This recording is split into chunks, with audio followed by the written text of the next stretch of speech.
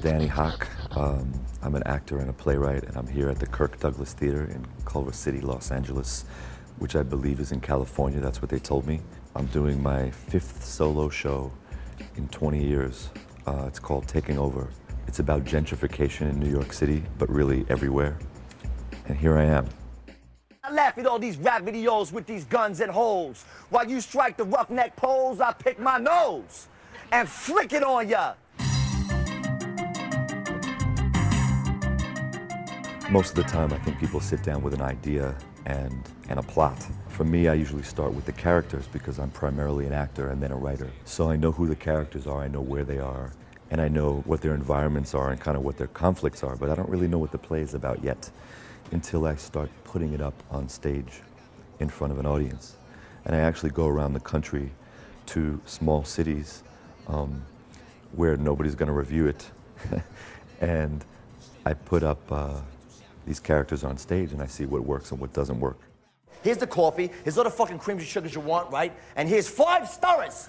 But see, that's not good enough for them either, you know, because they got a heart condition or something like I give a fucking shit. I got AIDS. You want to compete with me, a bunch of wrinkled sun-made raisin motherfuckers?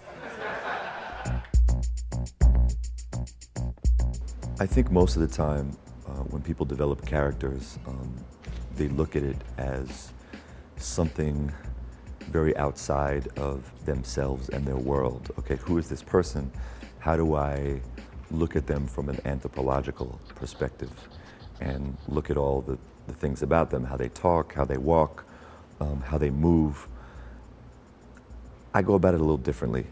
I'm really looking at characters who are in my neighborhood and in my community. So I think I'm just doing what the average actor is supposed to do, which is absorb everything which is around them from a young age, and then spit it back out on stage.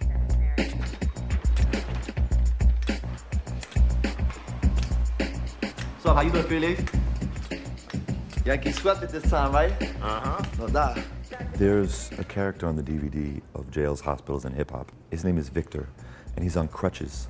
And what's interesting is I actually shot Jails, Hospitals, and Hip Hop as a film, and the character had crutches in the film, but for the stage show, which you can actually see because there are clips of it in the film, I didn't have crutches on stage.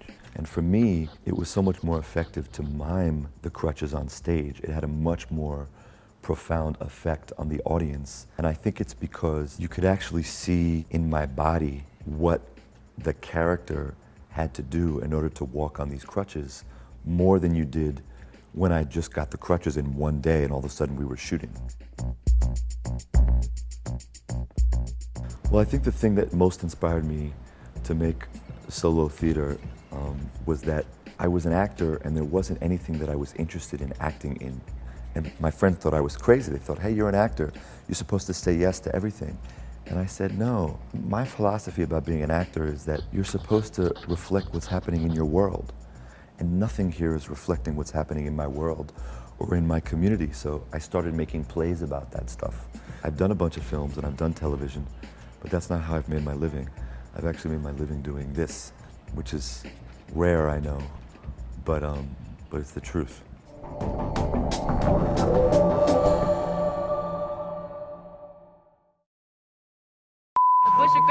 Holding them agenda styles, never tender, surrender, contender, remember? What? Yo no soy boricua, ni dominicano, ni cubano, ni soy costarricense, ni soy nicaragüense. Soy judío maravilloso como Larry Harlow. No me llame Lalo, see if you can follow. Ahora es cuando es, ahora es cuando toca. Este es el momento, dale duro a la pelota. Get at you, spit at you with my sinister literature. Prime Minister, Christian listeners with my signature.